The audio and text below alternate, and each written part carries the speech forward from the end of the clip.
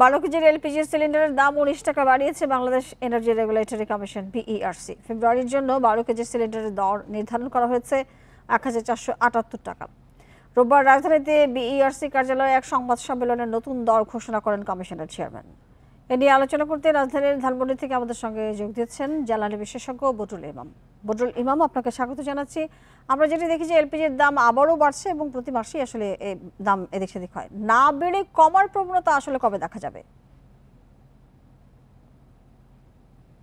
দেখুন, এই দামের যে ওঠানামাটা, এটা যেভাবে বলা হয়ে থাকে যে এটা সমন্বয় করা হয় ওই আন্তর্জাতিক দামের সাথে, মানে এলপিজি দামটা নির্ভর করে আপনার যে সৌদি আরবের যে সৌদি আরামকো যে কোম্পানিটা আছে সৌদি আরবে, তারা এই যে দামটা নির্ধারণ করে তার উপরে কিন্তু বিশ্ববাজারের এই দামটা ওঠানামা করে। সুতরাং তারা যদি এটার দাম বাড়ায়, সেখানে বিশ্ববাজার এবং আমাদের এখানে দামটা বাড়ার যৌক্তিকতা রয়েছে।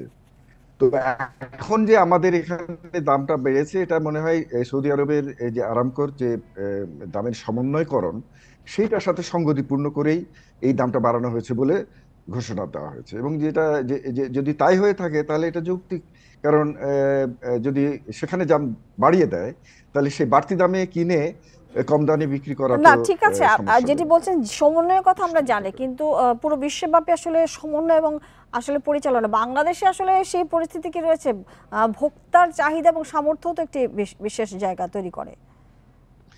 অবশ্যই অবশ্যই এটা করে, কিন্তু এখানে একটা জিনিস দেখতে হবে যে আমরা পুরোটাই আমদানি করে থাকি। আমাদের এখানে মানে পেট্রোলিয়ামের কোনো মানে গ্যাস ছাড়া তেল বা এলপিজি এগুলো তৈরি হয় না সেই পরিমাণ। সুতরাং এই আমদানির উপর পুরোটা নির্ভর করার ফলে আমদানি করতে গেলে যে দাম দিয়ে আমাকে এই জিনিসটা মূল্যটা কিনতে হয়, তার সাথে সঙ্গতিপূর্ণভাবে এই দামটা উঠানামা করানো হয়। তবে অবশ্যই এটা ঠিক যে বাংলাদেশের ভোক্তা পর্যায়ে একটা সুযোগ সুবিধার ব্যাপার আছে, সেটাকে মাথায় রেখে এই দামটাকে যৌক্তিকভাবে ওঠা নামানো করাই উচিত। তো সেক্ষেত্রে আমার মনে হয় তার থেকে খুব একটা ব্যত্যয় যে হয়েছে তা না। এটা এটা সরকারের মানে দৃষ্টিগোচর থাকা জি, উচিত এখন যে আসলে জানতে এই চাচ্ছি দামটা। যে এই গ্যাস সংকটে, বিদ্যুৎ সংকটে কি বাড়বে কিনা এবং আসছে গরমে আসলে পরিস্থিতি কোন দিকে যেতে পারে বলে আপনার মনে হয়? দেখুন, গ্রীষ্মকালে তো সবসময়ই আমরা দেখি গ্যাসের এবং বিদ্যুতের চাহিদা অনেক বেড়ে যায়, এবং সরবরাহ যদি না বাড়ে তাহলে তো দামটা বাড়বেই।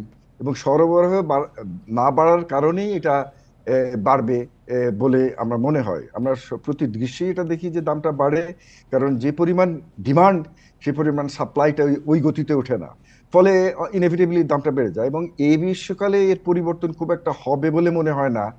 এখন যে দাম আছে এটার চেয়ে গ্রীষ্মকালে যেহেতু সাপ্লাইটা, ডিমান্ডটা বেড়ে যাবে, সে পরিমাণ সাপ্লাই আসবে না, সেহেতু দামটা ওই একই নীতিতে বেড়ে যাবে।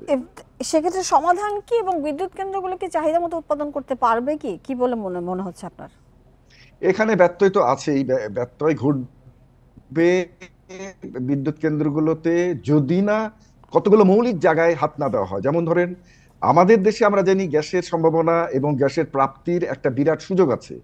কখনোই কিন্তু এই সুযোগটাকে বড় আকারে বিবেচনার মধ্যে, কার্যক্রমের মধ্যে নিয়ে আসা হয়নি। ফলে আমরা সবসময় একটা আমদানির উপর নির্ভরশীল হয়ে রয়েছি, এবং এর ফলে আমাদের এই দামের বিষয়টা আমাদের হাতে নাই।